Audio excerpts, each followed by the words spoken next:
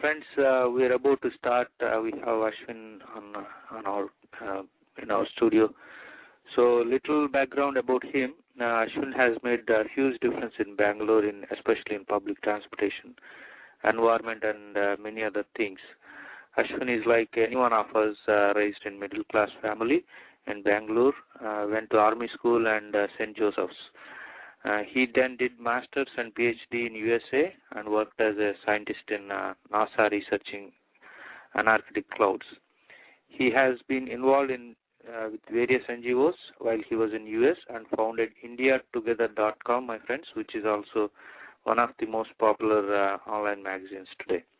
After moving to India in 2004, that's about 7 years, Ashwin has been deeply involved in various projects in the Bangalore city and worked on a wide range of things like Big Ten bus service, which made public transportation more reliable and profitable, helped clean up lakes and create model for other lakes, created Plan Bangalore 2020 as part of his work in ABIDE, and many technological innovations came out of his company Mapunity. I think we'll be talking about Mapunity a little more when he's on.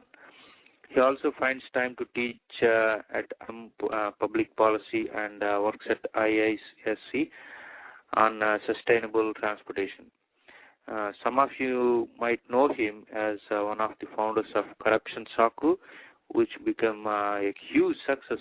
I myself was wondering how come so many people came together, but I did not know about Mahesh at that time, so I'm really happy to talk to him today.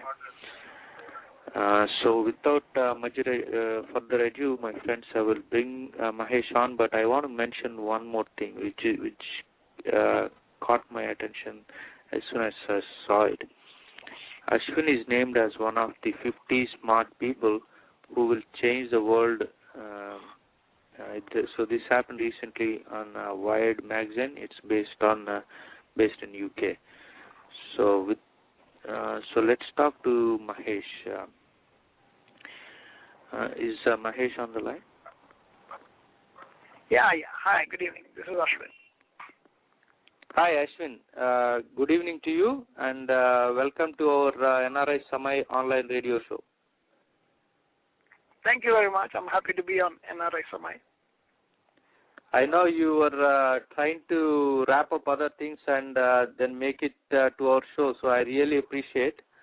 And to begin with, one thing I just mentioned before you came, so this Wired magazine said you are one of the 50% who will change the world. I still can't believe such a huge statement from an international magazine. So could you tell us what your plans are? Well, it's obviously nice when other people say good things about you, but I think we should all keep our feet on the ground and focus on what we want to do rather than whether it will change the world or not. I remember a long time ago, I wrote an article about changing the world. And in that I said something which I continue to believe. I think all of us can make the world a much better place by trying to do so. And that trying to change the world is more important than actually succeeding.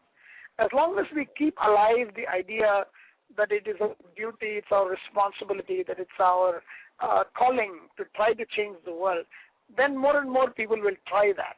And I think keeping that spirit alive is as important as anything else. In places like India, there are so many complexities that need to be addressed. So there's no shortage of things to try to change for the better. And all I've really done in the last few years is pick up a few of them and say, these are things that I can change if I work on them. And here and there, I've been successful in changing a few things. And it has sort of reinforced me that we can, in fact, by our own efforts, change a lot of things, many more things than we ourselves realize at times. Okay, excellent, sir. I want to jump right into the politics also a little bit. So there is a belief among significant amount of people that educated, smart people, they don't necessarily understand the issues of common people, and especially the poor. So, what is your approach to address the concerns of the poor people? Maybe not so many in Bangalore, maybe in slums and also in the villages.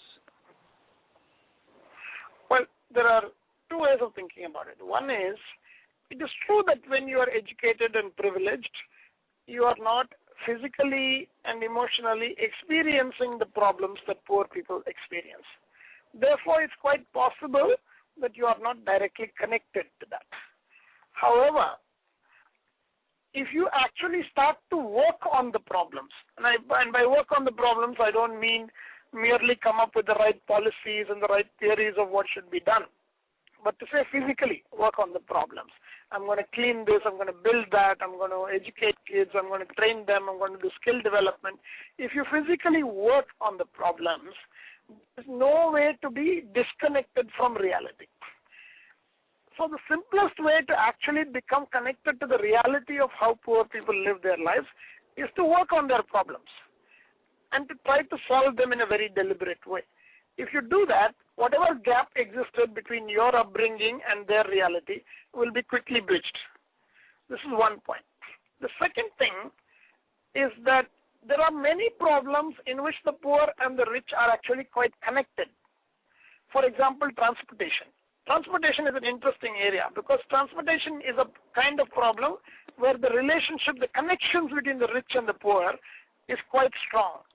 The total experience of traffic in the city is the result of how rich people behave and how poor people behave. It's the result of how infrastructure is for cars and how infrastructure is for pedestrians and bus passengers and so on. So these are actually very good problems. In the American context especially, this is very important. In the, the landmark civil rights case, Brown versus Board of Education, the Supreme Court of the United States ruled that there is no such thing as separate and equal. As long as our communities are separate, whether it is separate between this caste and that caste, or separate between this language and that language, or separate between this economic class and that economic class, if the separateness that makes many of the problems harder to solve, because anytime you create separateness, you also create inequality. By working on problems that affect all of us, actually you are working to address equality also at the same time and create more inclusive solutions. So this is the second thing. So we must not only work on problems that affect only the poor, but sometimes it is better to work on problems that affect both the poor and the rich because the network value of such intervention is actually quite high. Third is to understand scale. In India, the problem is the government says we will take care of the poor. The reality is that if the poor have 100 problems, the government will be working on one of the problems, and they will say we are taking care of the poor. Anytime you say you must take care of the poor, they will say yes, we are taking care of the poor. But what they don't tell you is that the problem engine is running at 100 kilometers per hour, and the solution engine is running at 1 kilometer per hour. This will never add up. It is true, factually, to say we are working on the problem. But it is also true that you are not doing enough to actually solve the problem. What has happened in India is that for 50 years we have had a government that is working on the problem at such a slow pace that it has no chance of solving the problems. And that's why the problems have continued to grow and multiply. We need actual correspondence between the level of the problem and the level of the solution. We need people who are willing to work hard enough to meet the problems at the scale at which they are there. It's not only intention. Intention helps, but you must understand, for example, let's say you need to build 10,000 houses for the poor. You can build 100 houses for the poor and say, I am building houses for the poor. But if the problem is that 10,000 houses are required, until you build 10,000 houses, the problem will not go away. So you must understand the scale of the problem also. People who actually roll up their sleeves and work on the problems eventually get to know these realities quite well. And so it doesn't really matter whether you've been brought up in a rich family or whether you've been brought up in a middle class family or poor family. Ultimately, the reality is what disciplines all of us. Okay, excellent, Ashwin ji. So you talked about traffic issues. I think you are the CEO of Mapunity. Could you tell us what is this magic wand that will solve the traffic issues especially in cities like Bangalore? well, I wouldn't call it a magic wand, but I'll tell you what I think can help. 2 or 3 things that I did which are quite useful. Until about 3 or 4 years ago, the traffic police could not even see the problems that they were supposed to solve. For example, you have a constable at one junction. That constable can only see what is happening at that junction. If there is a problem at that junction, he has no way of knowing where the problem is coming from. In order to solve the problem, however, you need to know where the problem is coming from. That means you need to be able to see more than one junction at a time. In fact, in the ideal world, you should be able to see all the junctions together, and only that will tell you what the overall problems are like in the city and how to intervene in response to them. Until 3 or 4 years ago, the police did not even have such a system of being able to see the entire traffic of the city at the same time. So the first thing I did was I actually built this thing called the Bangalore Transport Information System, BTIS. The first time police were actually able to see the entire problems of the city on a single platform. It was both a web platform and a mobile platform. But this also allowed them to build a control room. And in that control room, they could decide how to respond to the problems as and when they observed the problems. So this is one level of intervention, using technology to make the problem more visible and more understandable so that the solutions can be a little bit better. So when they see congestion developing in a particular area, immediately they can respond now because they can see that congestion is developing. The second thing you need to do in cities is have priority. That is, you must say, what are the directions of motion in which I am going to allow priority, and the rest of the stuff is just too bad. You'll have to live with it. So I said, let's do one thing. Bangalore is a central city. In the sense, it's not a coastal city. So there are roads coming to Bangalore from all different directions. So I said, let's do one thing. Let's take these main roads that are coming into Bangalore from different directions. There are about 10 of them, so we call these things Big 10 roads. And so let's make these Big 10 roads the priority. So on these Big 10 roads, we started running bus service up and down the road at very high frequency. And we immediately found that lots of people were interested in this kind of service. And what it tells you is that if you focus priority in a particular set of directions, you'll get certain kinds of outcomes. Now the police are also doing the same thing. They're saying, let's make the Big 10 roads the priority for enforcement also. Then we'll say, let's make this the priority for footpaths also. So you must have a strategic way of intervening in a city. A city is a very large thing. Unless you have a prioritized way of intervening, you can't actually intervene with it. So one of the things that we've done with the bus system is by introducing this kind of priority and also direct-based priority, we've been able to create a way in which people understand how bus works much better. And because they understand how it works, they're able to take it much more confidently. This is the second thing that I did. The third thing that I did was essentially to say that the technologies and the solutions that are created in one city, we must be quickly able to replicate them in other cities. So now we have created a way in which other cities can also learn from what Bangalore has done. And we keep pushing for more and more things in Bangalore. We are trying to build bicycle tracks. We are trying to build walkable footpaths around each of the metro stations. And I did one thing a couple of years ago which was very helpful. I went to the municipality and I said, I want to separate footpath budget. Usually what happens in India is they'll build a road, and as part of the contract for building the road, they'll build a footpath also. But whenever there is a cost overrun in building the road, the footpath will get left out. They'll say, well, there's no money to build the footpath, and they'll leave it out. So usually the footpath suffers because of the budgetary problems. I went to the municipality and I said, I want to separate footpath budget. Whether you build roads or not, that's your problem. I want the footpaths to be built out of their own budget. And we got 20 crores to build footpaths only the first year. Second year, we got slightly more money. This year, I'm telling the government, put more money into footpaths. Because footpaths help millions of people. If you create continuously walkable footpaths in the city, especially in a city like Bangalore that has such great weather all around the year, it's much easier to actually create mobility solutions at a much better level than otherwise. So these kinds of interventions are simple, effective, and they can actually deliver value fairly quickly. And that's what we should focus on. And this method of doing things, where you say it's not about contracting, it's not about money, it's actually about collaboration between citizens and public officials. And if you just work together for certain outcomes, you can actually do lots and lots of things without spending money.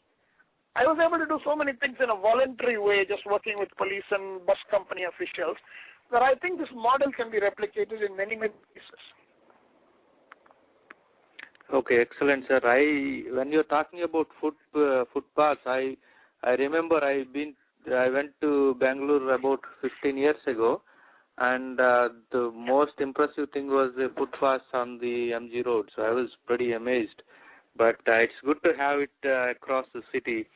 So you were talking about, it sounds like when you're talking, it sounds like you are in a good position and you have an extraordinary idea. But is it really practical? I mean, of course, it's because it's happening, but sitting from outside, I can't imagine how the politicians and the officials and the contractors, they all have a say on it, right? So how can you say this actually benefits you? Well, it's very interesting because all of those people, the elected representatives and the contractors and all of them, you must remember one thing. They all claim to be doing what they are doing only for the citizens. That is, none of them will deny that their ultimate responsibility and accountability is to the citizens. They may not do the right thing, they may try to do devious things also from time to time.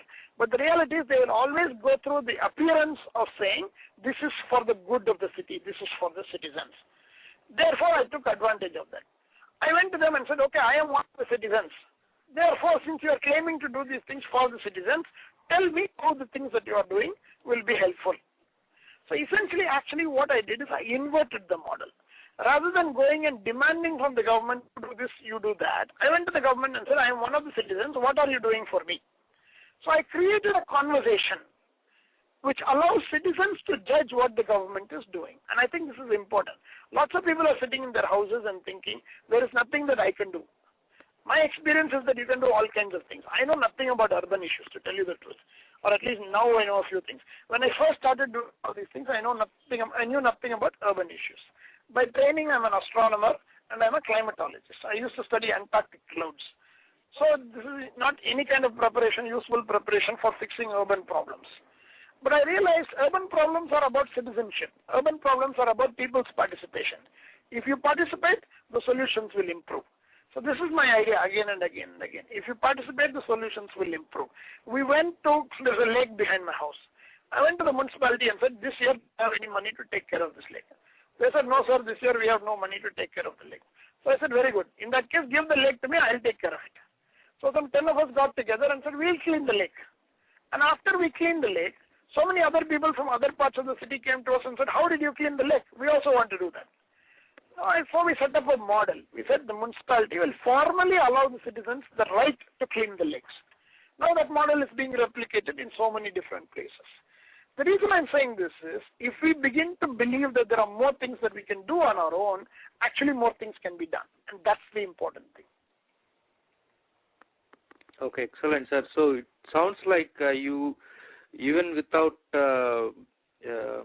all those things you are saying, it doesn't have anything to do with election process or the politics that we know of as. But now you are going to contest for MLC in Bangalore. So what would be the difference if you are elected versus at the current state? Elections provide legitimacy and greater authority. So if you are elected, your ability to do all these things will be that much greater. I think that by my work, I have proven that many things can be done even without being elected. But it's certainly true, being elected gives you more strength, gives you more legitimacy, and even access to public expenditure money, which can be used powerfully to do the right things. So this is the main reason that I'm contesting the election. I realize that some good things can be done here and there through civic intervention. But I also realize that in order to do these things in a meaningful large scale, you actually need political leadership also. And that can only come from elections. Otherwise, the problem will continue to run at 100% and our solutions will run at 1% and we'll never be able to catch up. So I'm trying to fix that thing a little bit by saying, let me not do only civic issues. Let me also actually try to become an elected representative and drive some of these issues at a much higher scale. And what we are finding is, because of the goodwill that we have generated in the city through so much work that we have done, more and more people are saying this is a good thing. We should support this election. And that's the encouraging part. It tells me that the model that we are adopting is working. Okay, excellent, sir. I think we have a caller if he wants to ask a question. Can you go ahead, Srikanth? Hi, sir. This is Srikanth. I have a question. Lot of we have seen recently that you're contesting for the graduates constituency as an MLC for the MLC election, and Ashwin for MLC, Ashwin Mahesh for MLC is going viral on Facebook. But rather, since it's going viral on Facebook, a lot of people are liking it. I wanted to understand how each one of us can help. Can you please elaborate on that? I think there are 2 or 3 things. In Bangalore itself, I tell people, please register yourself to vote in this election and please vote. I believe that this is a good opportunity for educated people to contribute to development. Mahatma Gandhi said many years ago that education is not a passport to privilege. When you become educated, what you really get is the responsibility to serve other people through your education. So, in some ways, things like these graduate constituencies were set up for that kind of reason. The idea that educated people should give back to society. I've been encouraging people, please register to vote in this election. And this is a very winnable election. We can actually make it an election about the issues of the city. And we can have public conversations about what the city needs for its development. And we can be quite successful in this exercise if we all work together. So I encourage a lot of people to register and vote. For people who are not in Bangalore, I tell them, look, encourage your friends in Bangalore to register and vote. But there's also another thing that they can do. There are 5 other states that also have graduate constituencies in those states. Andhra, Maharashtra, Bihar, and Jammu and Kashmir, and maybe UP. And I'm saying in these places also, let's get more people to contest, educated people to contest graduate constituency elections and try to make a difference in an area where money and muscle power do not have that much influence in elections. Okay, excellent, sir. Thank you, Srikanth. So you are contesting, you are part of the Lok Satta Karnataka, and you will be contesting as a Lok Satta candidate. So could you tell, I think in whatever party you go, you would be an asset and you would still serve extraordinarily. So could you tell why you pick Lok Satta? But a lot of people believe that, the large parties have now reached the stage where no amount of internal reform is actually going to make them steer a different course. I have many friends who joined BJP or Congress or TDP or other parties and said, somehow these parties have to be made to do better, think more about the people. By joining the party, I think I can contribute to that. My experience with these people is they all become very disappointed and left the party. The reality is vested interests that already exist in some of the large parties makes it nearly impossible to transform them into new entities.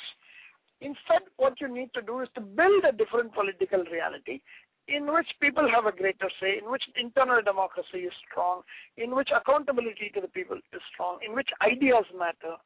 And Lok Satta has been trying to do this for many years, both as an Andolan of the people and subsequently as a political party. I've been involved with Lok Satta Andolan for many years, for more than a dozen years now.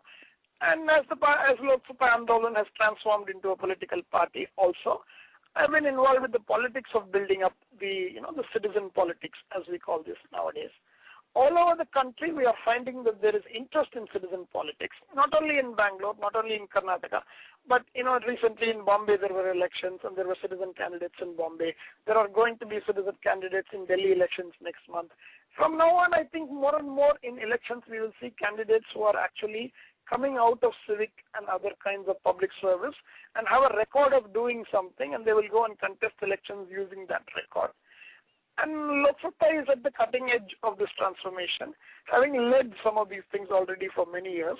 So more people are also joining Lok Satta because of this transformation, and I expect to see the whole thing develop very strongly in the next few years.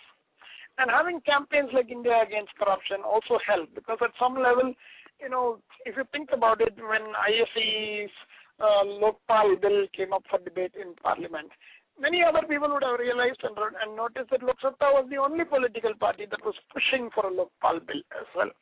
Of course, there were small differences between the version of the bill that Lok Sabha advocated and the version of the bill that ISC wanted. But the larger reality is that on 95% of the things we were in total agreement. And most importantly, Lok Sabha was the only party that actually wanted a Lokpal bill. And this has created a lot of confidence even among general people, among volunteers of IAC, among lots of other people, that there is a political party that represents the kind of interests and ideologies that we are talking about. And it's now up to us to join it and support it and work for the victory of good candidates. Excellent, sir. I was about to ask about the Lokpal, and I'm glad you brought it up. So, I think what are the next significant steps for the Lokpal, and how is Lok Sabha going to play a role in it? Now, obviously, we want the Rajya Sabha also to pass the Lokpal bill. And unfortunately, the version of the Lokpal bill that was passed by the Lok Sabha was pretty bad. And Anna had written to the government saying there are a minimum of 4 points on which we are inflexible, and without these 4 points, no Lokpal has any meaning. I'm not sure what kind of Lokpal we can actually get from this parliament, because they're not really doing a good job of representing the people.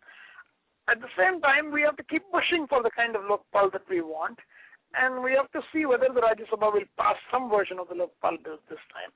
And if some version passes, then what sort of reconciliation between the two houses is needed to get a proper version done.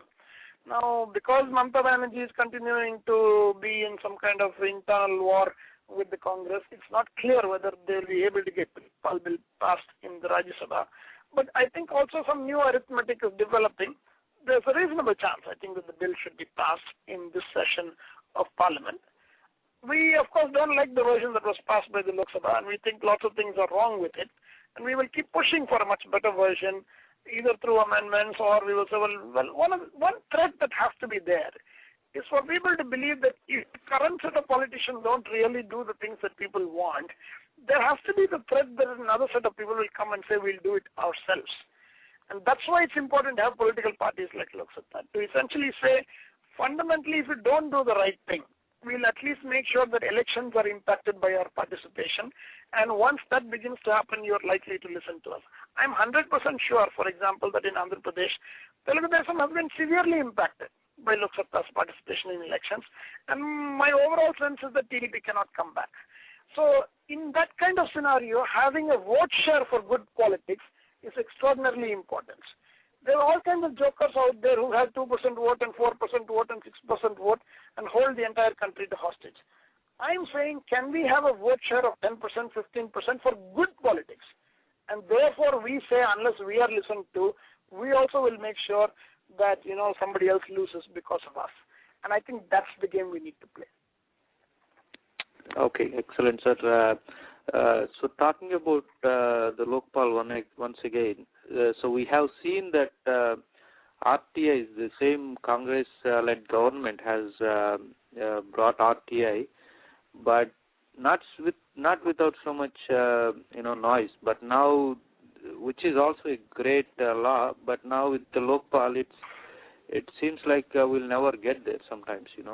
So what's the biggest difference between the RTI and the Lokpal? Why, if they can pass an RTI, which is a very strong law, why can't they pass Lokpal? Well, this is a good question. First of all, Congress did not pass the RTI law. Let us be very clear. Sonia Gandhi may like to take credit for it today, but at the time that the RTI law was passed, at the time the NREGS bill was passed, it was passed despite the opposition of the Congress. Only that in hindsight it becomes very convenient to say we did this and we did that. Let us look back and understand why the RTI law passed. At the end of the 2004 elections, Congress was able to form a majority of government with the support of the CPM and the left parties. The CPM and the left parties said that the working coalition must have a common minimum program. And in order to ensure that the common minimum program that was agreed by the parties would be implemented, they set up what is called the National Advisory Council. Nowadays, people think National Advisory Council is a crazy idea. That's why the National Advisory Council was set up. I'm just listening to him. I just wanted to ask a question to this guy. Hello? Sorry, Hello? Ashwin, I think we have a caller. Is it okay if we take the question? Okay. Yeah, we can ask. Certainly. I'm sorry, I didn't know I was already on air. Okay, yeah. This is go ahead. Anant Halvi, Mr. Mahesh. Congratulations and and I want to congratulate you on all your success and your efforts. My question is, the more I read about you, the more I realize that there's a little bit of similarity between your story and the story of the Swadesh movie. Is there any connection there? And then the second question is, Karnataka politics was relatively cleaner in the past, but now it has become as bad as any other state.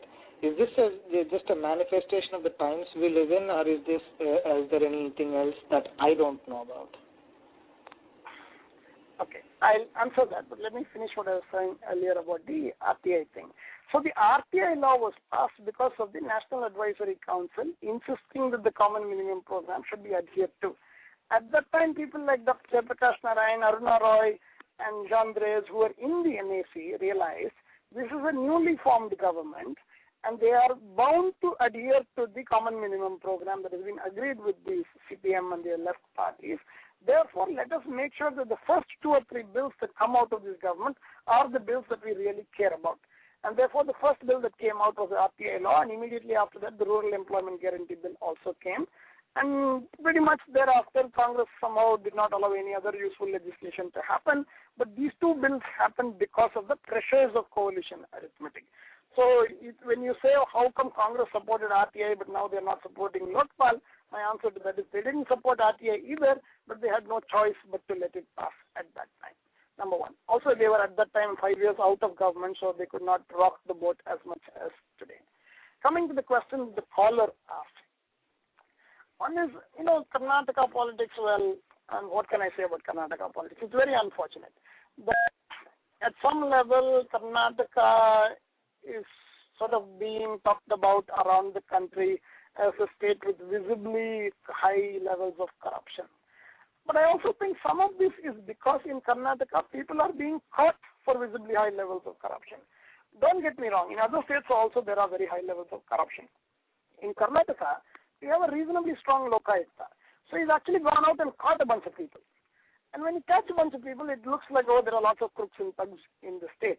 But when you don't catch them, it doesn't mean the crooks and thugs are not there. It means they're not getting caught either. So sometimes what appears to be a bad thing can in fact be not so bad on reflection. But definitely people are disappointed that this level of corruption has crept into a state like ours, and they want some kind of change. They are willing to support this kind of change. During India Against Corruption, certainly, for example, we saw that Bangalore was one of the largest cities in the country in terms of support for the IAC movement. And that support was possible because of the overall feeling that corruption has reached these ridiculous levels in the state, and that ordinary people must do something to make this stuff happen. And I think now people are willing to say, what can I do to make this stuff happen? I'm sorry, you asked one more question. I forgot what that question was. It's about Swadesh movie, about the resemblance of your story, your actual story. Let's just say it's purely coincidental. That because I used to work in NASA, because I came back and I do a bunch of development work, a lot of people ask this story. I don't want to make a big deal out of it. I think there are lots of people who come back to India to do very interesting and important things. I came back to India to be with my family. And at some level, after making that decision, I also started to say, what else can I do that will benefit development, will benefit the city and society and all of those kinds of things. And in the process, I realized that many of these problems that I was working on were actually quite complex and challenging and interesting problems, more complex and interesting than some of the things that I did at NASA itself. So in some ways, I feel there is obvious similarity between Swadesh and my own life. But I think many more people do make these kinds of choices. And the parallel to my life is just that it's a little bit more similar to a movie than many others. Okay, excellent. But it's a very interesting observation by our caller. So I would like to ask one question about Lok Satta policies. Suppose so Lok Satta has welcomed the FDIs into the Indian retail, and Other thing, Lok Sabha also thinks that international companies helped the farming, especially in the seeds and those kind of areas. So, if we have to put a tag to Lok Sabha, suppose if we have to say whether it's right or left or whether it's a corporate style of things, how would you describe, is it all case by case, or is there a strong policy towards this kind of initiatives? I know, obviously there is a common policy to all of it. I would describe Lok Sabha as a liberal democratic party. But in the sense Lok Sabha believes that change is more likely to be created, more fast to be created, and more sustainably created when people themselves promote that change. That is, we don't believe that the government can create change and sustain it in a way that is as strong and as effective as people themselves doing it. And one of the most important ways in which people create change is through trade and commerce. There is extraordinary data now to show that countries that trade with others are doing much better than countries that trade only internally. You look at Singapore. Singapore is a phenomenal example. As a country, they hardly produce anything. But their importance as a trading center has turned them into a world-class center in so many disciplines, and they are able to enjoy lifestyles and standards of living that are unimaginable in places like India. And therefore, we should understand that trade is an important part of remaining competitive in today's economy. And we should also not pretend that somehow big Indian industrialists are necessarily better than big foreign industrialists. There's no reason to think that. A job is a job, ownership is ownership, regulation should apply equally well to all people, regardless of who owns it. There's no reason to think, for example, that Reliance is a better custodian of the Indian economy than Tesco. They're equally, they are both well-run, reasonably competitive companies, and if you can get a bar of soap at a reasonably competitive price in each one of them, there's nothing wrong. The second thing also in India, there is a tendency to say the producer should bear the cost of making sure products are available cheaply to the consumer. That is, we say, oh, we want food to be cheap, therefore the farmer should not make a very strong living. We want, Indian producers to be able to be successful, therefore they should not be exposed to competition from foreign producers. I think this is just ridiculous. There are way more consumers than producers in the economy, and there is nothing wrong in an economy that says that putting the interests of the consumers is as important as looking at the interests of the producers. There is no reason to make rules dependent on who the rules apply to. One of the surest signs that you are doing something wrong is when you say, tell me the person and I will tell what rule applies to that person. You should be able to tell the rule regardless of which person the rule is applied to. If you use that thumb rule, you'll actually get good rules. All this thing about FDI, GIFDI and all is just a way of saying the rule depends on who the person is. And I really don't believe in all of that stuff. Yeah, that's true. I mean, we see, as an example, especially in Andhra Pradesh, we see based on where the leader goes to what city or what region they goes to, they change their policy, and it all comes out in the same paper, so people can see what they say in what cities. So, but unfortunately, that's the and not only it is not politics. only about city and thing. Like look at Telangana. Look at Telangana. Yeah. Telangana is a classic example of this problem. People will say what each portion of Andhra wants to hear wherever they go. And Lok Sabha's position has been consistently the same on this thing. Decentralization is the real answer to all of these things. Empowerment of people at the community level in their respective neighborhoods, in their respective cities. That's what makes them feel that they have control of their destiny. And we should first achieve that. And not only in Telangana. We need to achieve this in the rest of Andhra, in every other state, in every other region, in a way that says people matter in their own communities and in their own neighborhoods and states. And if we have respect for that, you'll have very vibrant economies at the local level everywhere. The other thing is that all this business about going around saying I'll support you here and another person there in a totally contradictory way, it kills the brotherhood that we have between each other. It creates animosity between people even when there is no animosity to begin with. Fundamentally, I like to say, when in school it was much easier to understand. When we were in school, they would teach us this thing to say all Indians are my brothers and sisters. Somehow when we become older, we forget that. I think if we just remember that all Indians are our brothers and sisters, a whole lot of other things become possible as a result of that. Okay, just a quick question since Telangana is brought up. Suppose if a decision is made on Telangana, whether it's separate or it will stay united, will there be any similar demands from Karnataka?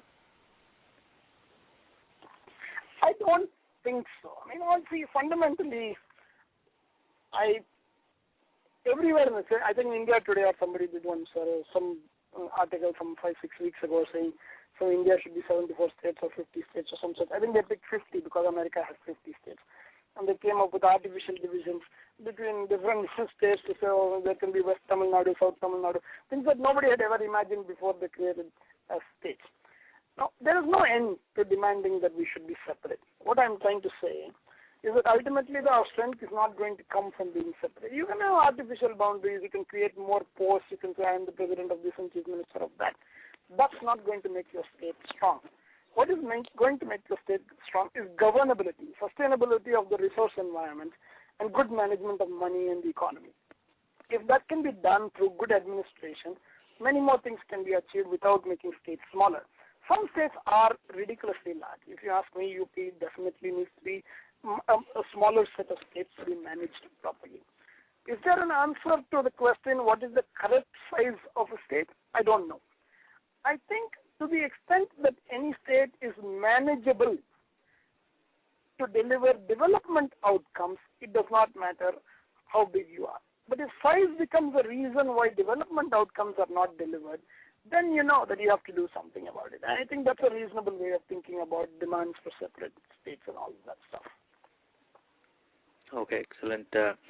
So for the benefit of our listeners, could you tell in brief what these MLC elections, how they are fought and how they matter, and also about the graduate MLC elections? Yeah. So Karnataka is one of 6 or 7 states in the country where there are 2 houses of the legislature. Just like there is a Lok Sabha and a Rajya Sabha in Parliament, in Karnataka there is an assembly and a council, a state assembly and a state council. The state council is equivalent to the Rajya Sabha. It's the upper house of the state legislature. In this upper house, 7 seats are reserved for graduates only voting. What that means is that the 7 seats are reserved for people who are elected to the legislature by those who have college degrees only. The state is divided into 7 parts and the Bangalore region is 1 part. So from each of these regions, 1 person is elected by voting by graduates only. The Bangalore graduates election is coming up this year in June, and that's the election that I'm contesting. Now there are many there are many people in Bangalore who are graduates. It's the most educated city in the country actually. Close to 2 million people live here who have college degrees. But unfortunately, the last time this election was held, only 20,000 people voted in this election. Because the Election Commission has not done a very good job of letting people know that there is such a thing as a graduates constituency that they can actually vote for, and they have not encouraged voter registration. One of the big problems in India is that the Election Commission thinks that if elections are conducted without riots and looting and money, then its job is done. I'm sorry, I don't agree with that. For that we have CRPF.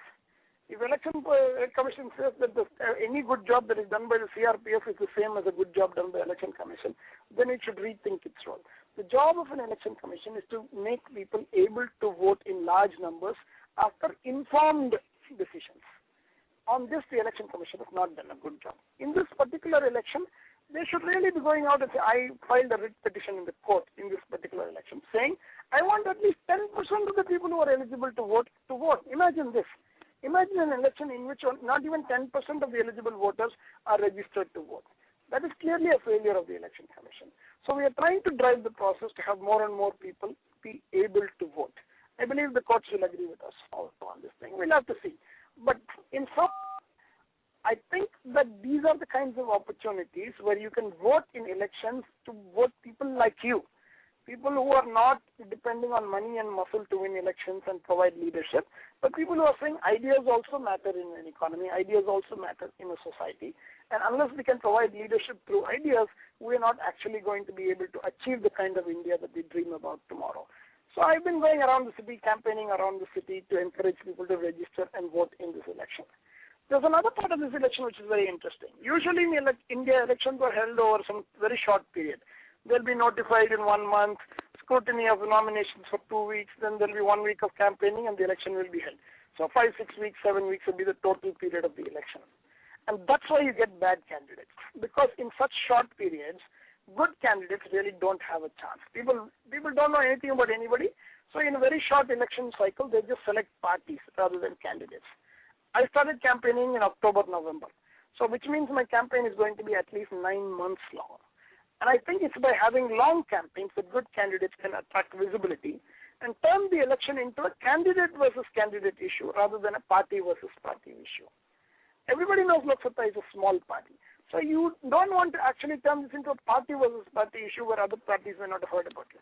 You want to have this as an election between candidates in which you say, look, here I am. I stand before you. I ask you to vote for me based on my record.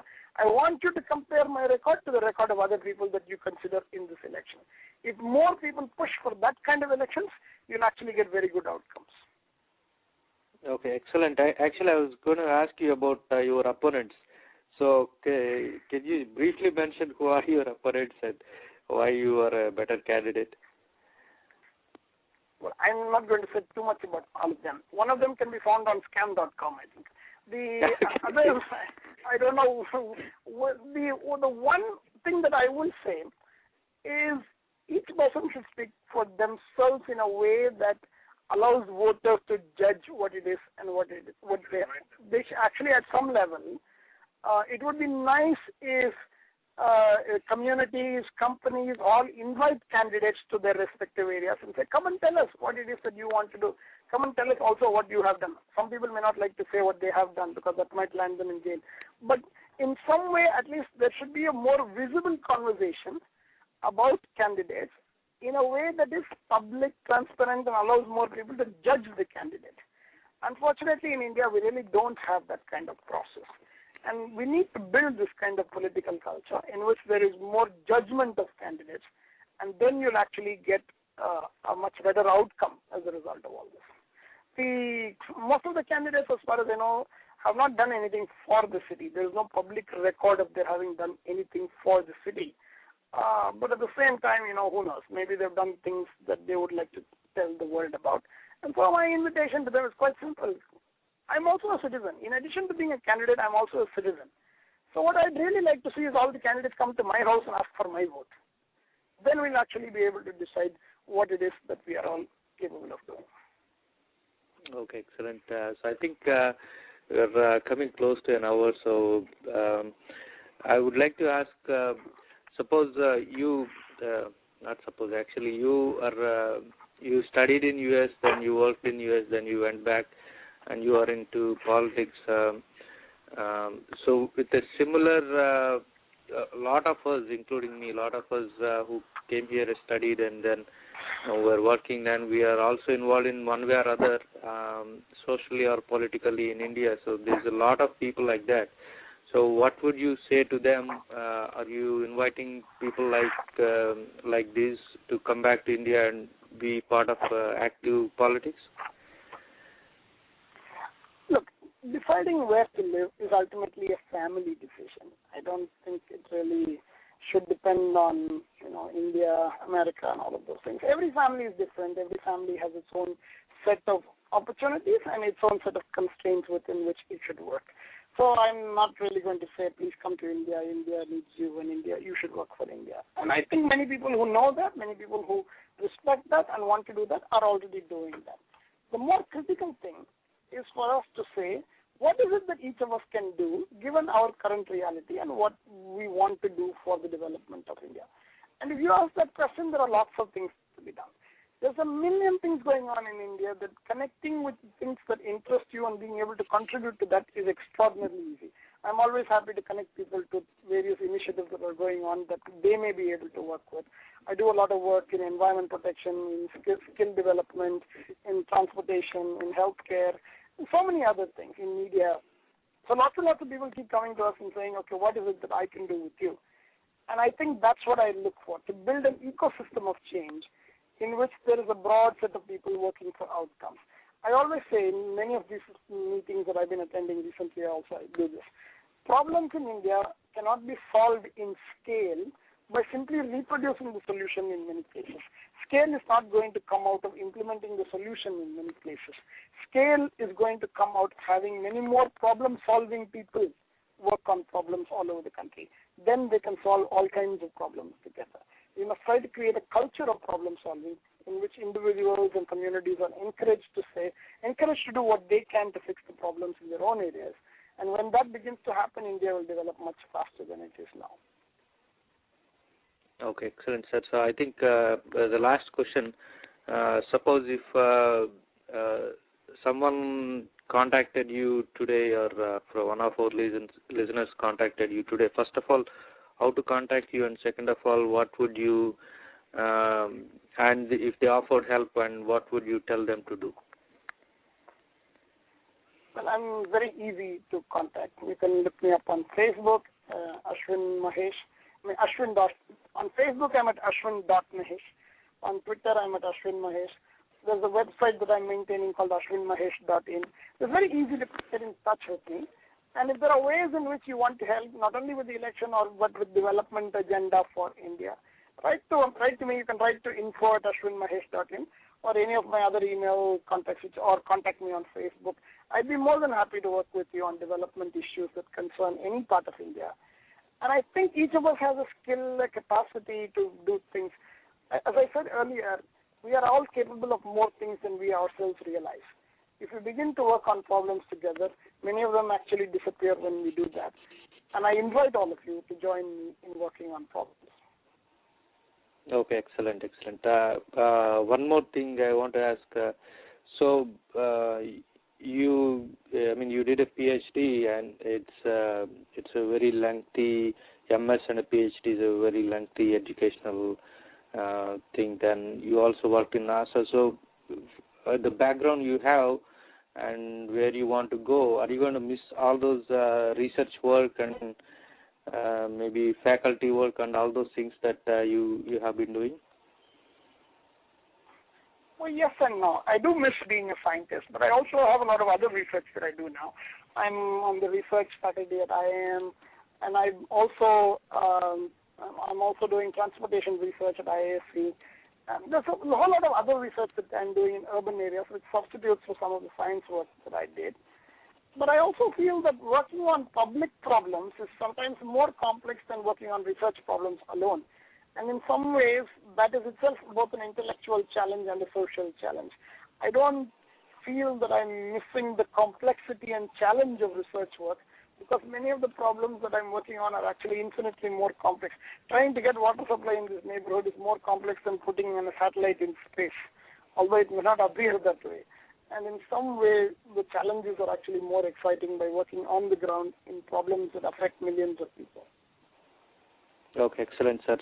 So the last one, if you suppose if you are elected, then what are the top 2 or 3 issues that you want to focus right away?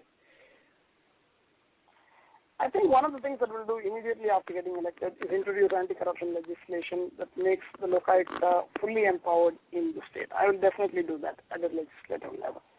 The second thing I will try to do is I will try to maintain a public conversation between myself as an elected representative and the people on the issues that matter to the development of Bangalore. I think by my example, it is possible to set a very high standard for what elected representatives should do in the city. And if one elected representative begins to do such things, people will surely ask why are the others not doing it. These are the 2 things that I think I can do immediately. I have a whole legislative agenda for various things that need to happen in any state, which Lok Sabha would like to see promoted in many other states as well. But these 2 things can be done immediately after taking office. Okay, excellent. And we just had a question on nrisamai.com. So one person is asking about the mining mafia and how it is spread across both Karnataka and Andhra Pradesh, and the volume of it, the amount of money involved and amount of natural resources looted. And actually I think he's saying it's actually going to China, which is also a competitor and it could be a national threat. So how come so much looted under under the rug, and it only came out after all the losses? The reality is that corruption is deep-rooted in the public administration system and in politics. There's a phenomenal amount of collusion between the representatives and key people in different positions in the bureaucracy in all of this thing. And there's also a huge amount of abuse of power. Many of the things that we are seeing, especially in the natural resources industry, are the result of discretionary power available either with the chief minister or with the state government. The government, as many of you know, mining licenses are not allotted on a bidding basis. They are allotted on a discretionary basis by the state government. This is a stupid idea. There's just no other way to say it. It's a completely stupid idea. Because the true value of the mine cannot be discovered unless you open it up to bidding. There are lots of guys who will come and say, I'll give you 10 rupees per kilometer, give me the mine. I should be able to go to them and say, I'll give 11 rupees, give it to me instead. Only then you'll discover what the true value is, allowing more people to bid on the value of the mine. As long as you say the government, one minister or the chief minister can give it to anybody that he likes for a price that he likes, obviously this is going to create a lot of corruption. So we've been saying in Lok Sabha, all natural assets, any asset that the government holds, any public asset, when it is transferred to a private party, either for management or for ownership, must be done only through a bidding process. If this one rule is followed, then it will be difficult for people to come in and try to rig the system and make extraordinary profits. And I think that's what we have to do. Now, illegal mining is a whole other game. Mining itself is somewhat dubious as a business the way it's carried out in India. But illegal mining is even worse because of this other problem, which is that without a mining license, you are actually extracting ore in certain areas and transporting blah, blah. That is just outright corruption in the system. And that has to be tackled as well. But the reality is, in a political system, you need not just integrity, but also intent to solve all these problems. We are lacking both of these things in a big way in our system today. Many of us have realized that integrity is lacking, but we have not yet realized that intent is also important. The intent to build a great country must also be there. Only then you will actually get that outcome. And for this, you have to elect people who represent that intent and actually work for it day in and day out. Okay, I would like to ask one follow-up question, but I think we have a caller, so I would like to take that question. Dinesh, are you on the call?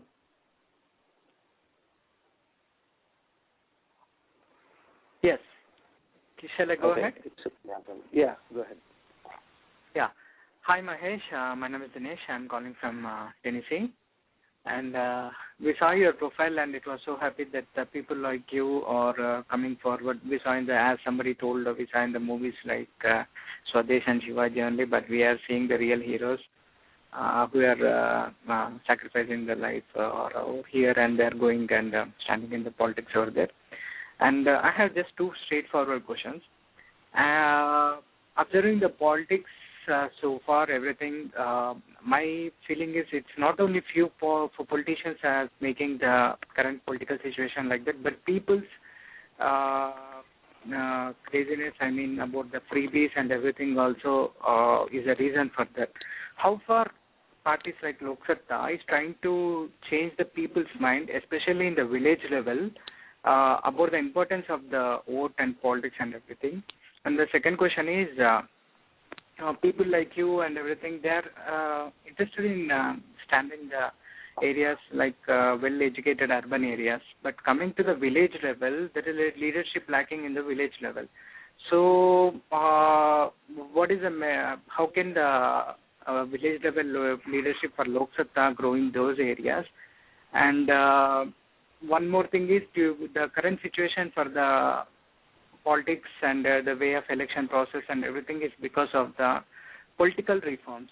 Is Lok Sabha, if those reforms and the way of election process change only, I think the situation would be changed. For example, over here in US, the voting system will take for 8 days or something like that.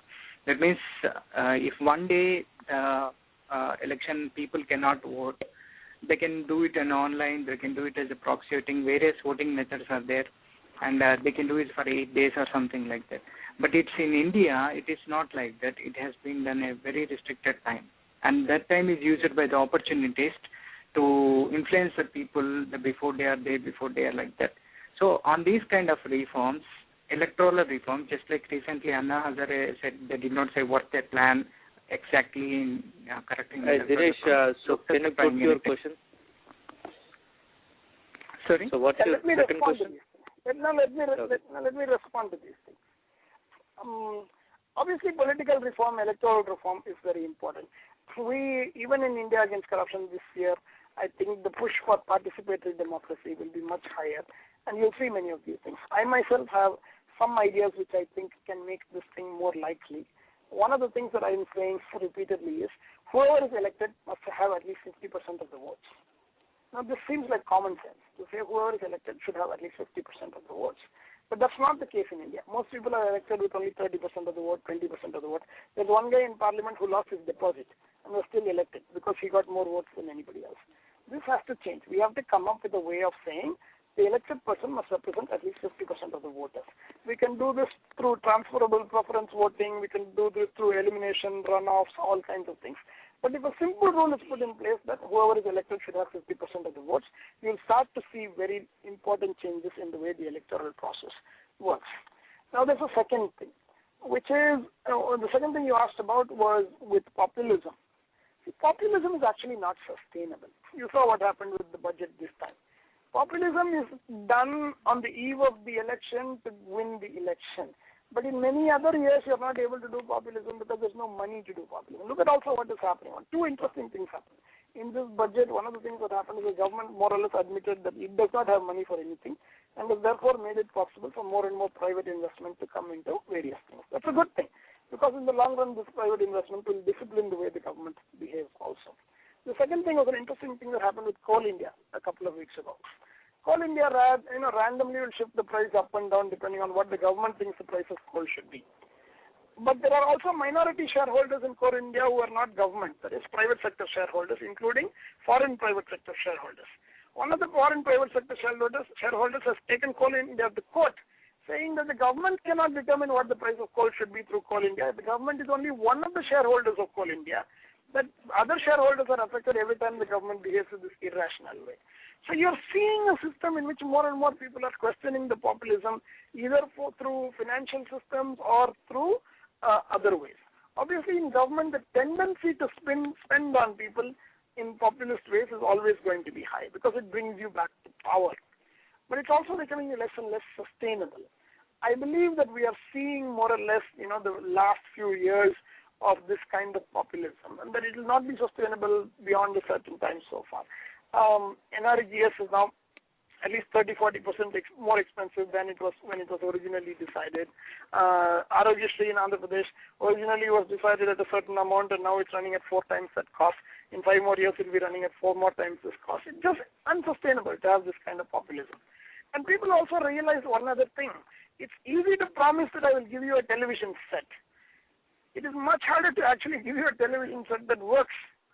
So a lot of the things that they get as populist goodies from the state are not really that useful. They're useful for symbolic value during elections. People recognize that these things don't matter. But their problem is they are caught in an economic situation in which they say take money and vote for this party is a reasonable thing to do given my current economic reality. Now obviously to overcome that you have to carry out a whole lot of education. But this will only happen when good people also start contesting elections. It's very easy to tell people don't take money and vote. Unless they see real alternatives, good candidates for whom they can cast their vote, they are not going to be able to say why they should not take money and vote for whoever they like. It's only when good people come into politics that we can legitimately go and say don't vote for money. Okay, excellent. I think we have our next caller. Sindhu, do you want to ask your question? Yeah, hi. Hi, Mahesh. My name is Sindhu. I'm calling from California. It's really good to hear this morning from our real life hero and good show, NRI Samai. I don't have any idea about this MLC elections. I have all my family in Bangalore. So can you just explain me what they can do right today to go and register somewhere and vote for you? Can you elaborate the procedure? Yeah, the procedure is fairly simple. There is a simple form. It's called Form 18. It is downloadable from my website also and from many other places, ashwinmahesh.in. You need to fill out this form. This form asks for only 4 things.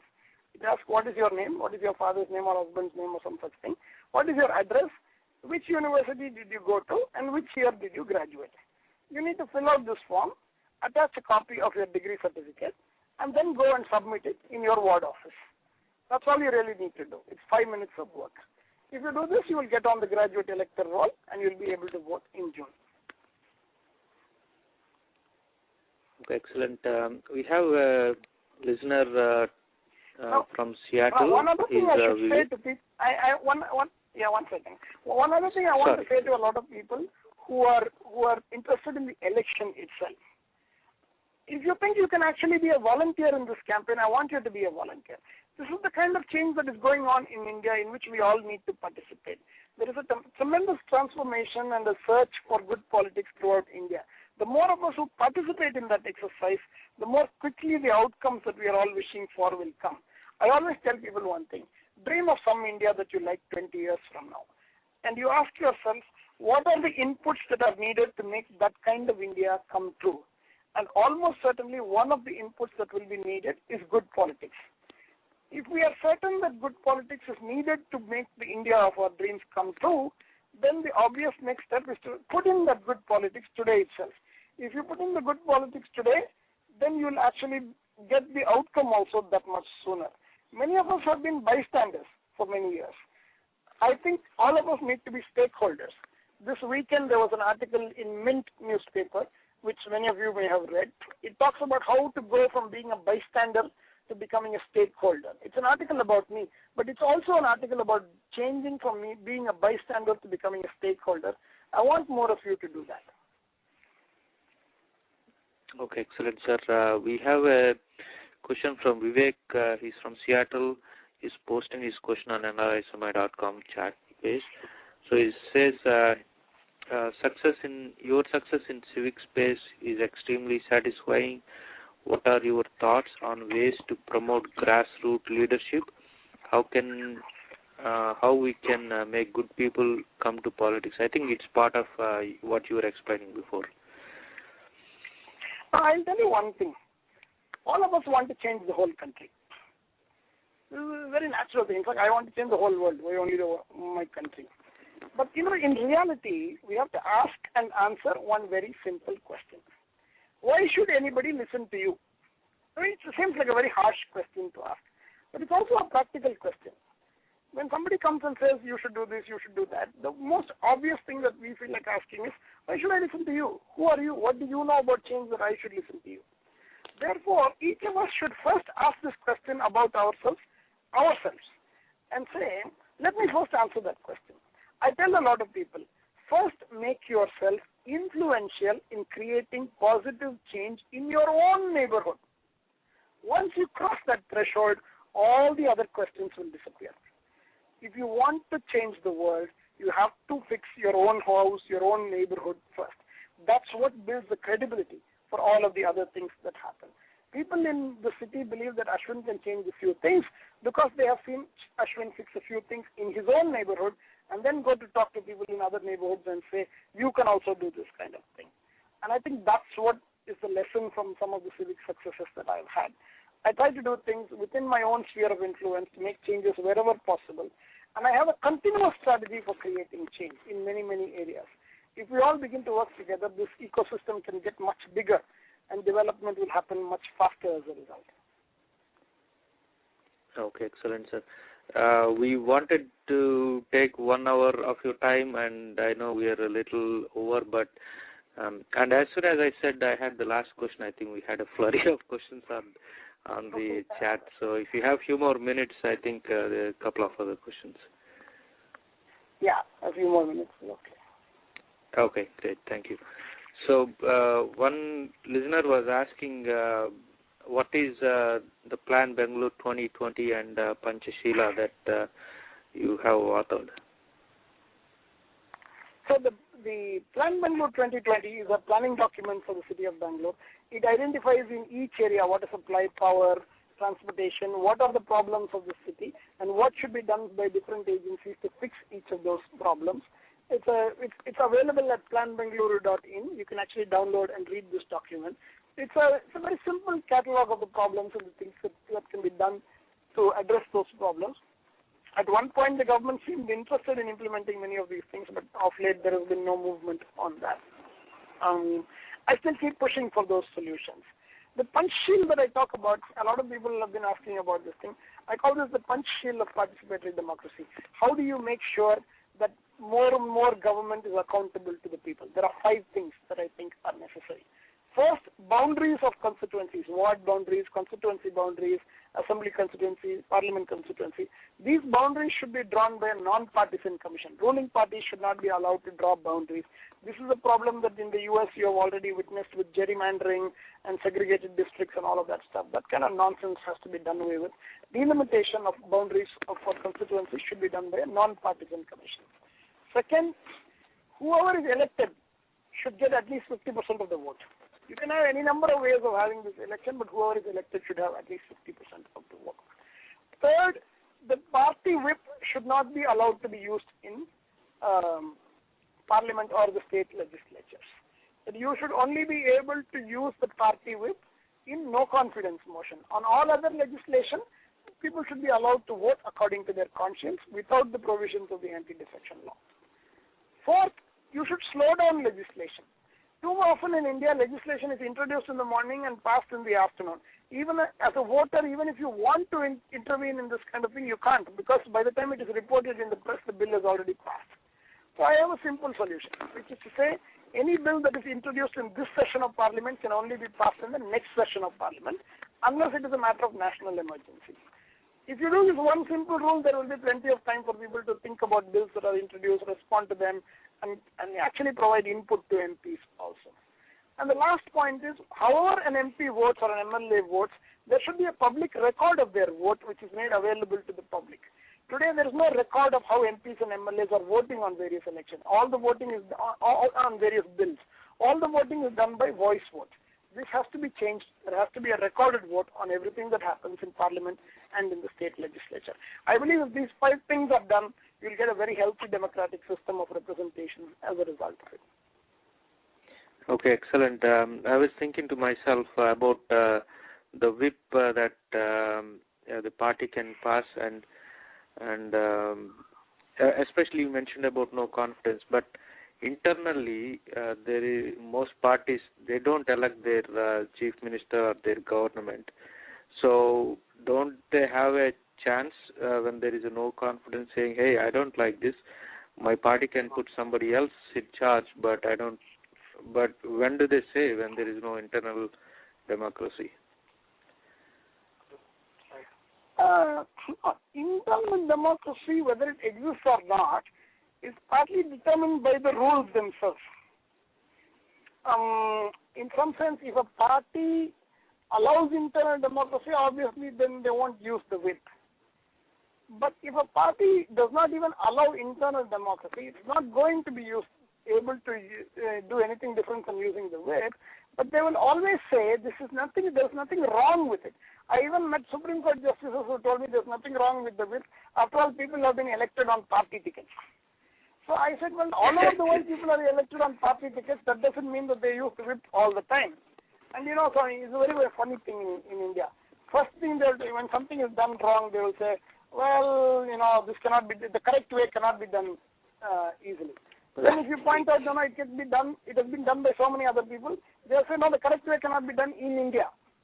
So there are lots of excuses that we make to ourselves and all of these kinds of things. There's no reason why we can't learn the best practices of the world and begin to adopt them quickly in India. Okay, great. So one last question. Nicholas from Bangalore, I think he is interested in becoming a volunteer. So he's asking what is the procedure to be part of your campaign. Yeah, it's very simple. You can write to info@ashwinmahesh.in and say, I would like to be a volunteer. And somebody from the campaign team will sign you up to be a volunteer and figure out how you can support the campaign in whichever part of town that you are in. I'm also going around the city talking in various places and encouraging people to join the campaign and to do whatever they can in their respective areas. There's a lot of places that I speak in.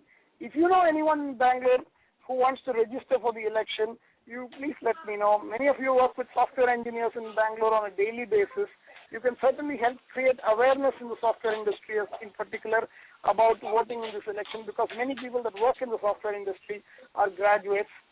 Next weekend in California, we're trying to organize a sort of an internet event on participatory democracy on the 25th of this month. There's going to be a video stream of that as well, when Dr. JP and I are both participating in this event on participatory democracy.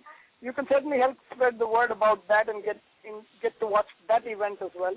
I'm in Boston in April to participate in the Wired International Conference, the one that nominated me on its smart list.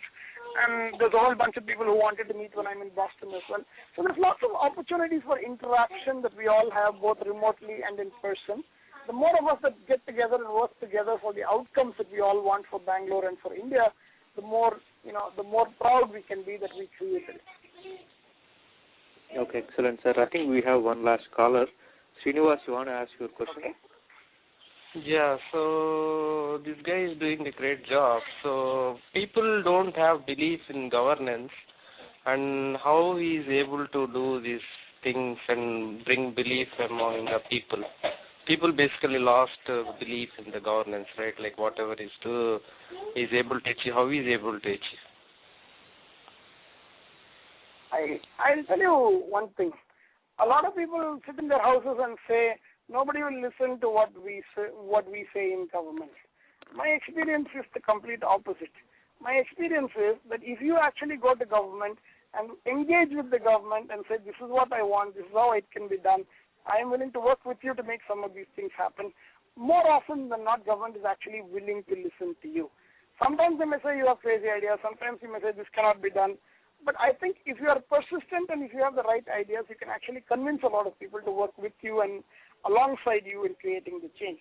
So it's a myth that we have ourselves perpetrated to say nobody will listen to us in government. The reality is very different, that if you actually went out and tried to work with government to create the kind of change that you want, you'll find many things are possible. And there's a good reason for it. Government works on the presumption that it represents the people. Therefore, when the people come to the government and say, this is how I want to be represented, the government it's not easy for the government to say, I won't listen to you.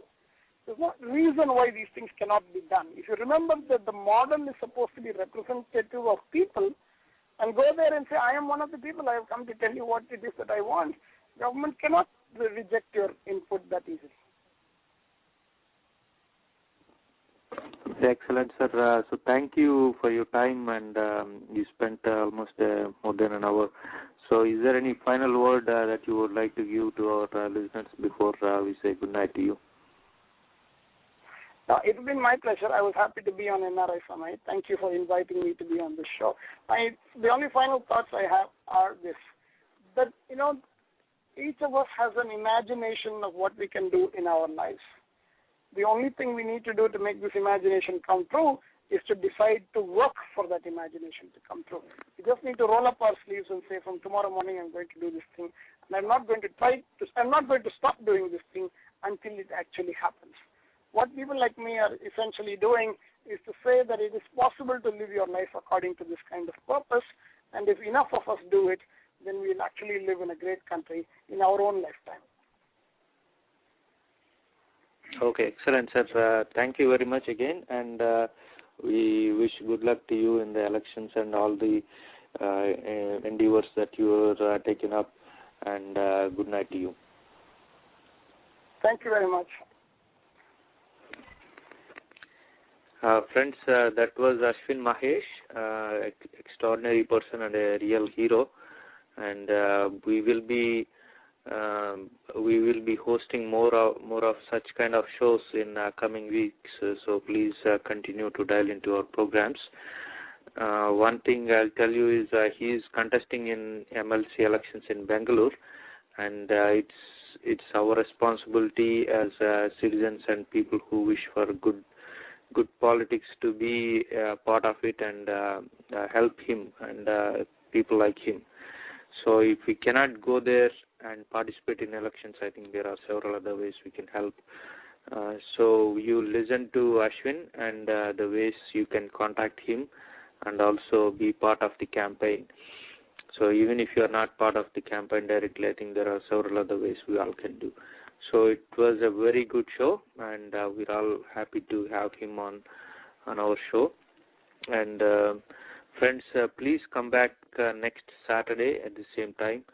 So the discussion will be on the corruption mainly, the mining mafia, the sand mafia, oil mafia, all sorts of mafias in India taking a huge role, huge impact on the natural resources and also public money. Okay, we'll be talking about that. The panel will include Shivendra Singh Chauhan, which is the man behind IAC Facebook page. Friends, if you just a reminder about Mahesh, so go to facebook.com/Ashwin4, that's number 4, MLC, and you can know more about him. And by the way, don't forget to subscribe to the NRI Samay shows. You can do that by going to nrisamay.com, put your email address there, and that's all you need to do. Then you will get a weekly reminder. It's only once a week, an email about the shows about that weekend. So I think it will be a great way to be connected with us, and it will make sure that you are not missing on any of the shows that we'll be doing. If you are on Facebook, you can visit us at facebook.com/NRI Samay. Hit the like button, then you will also be notified. All right, thanks, friend. It's been a great show today. It's been my pleasure. This is your host, Srihari Atluri, signing off with another excellent song, and I hope you guys will enjoy it.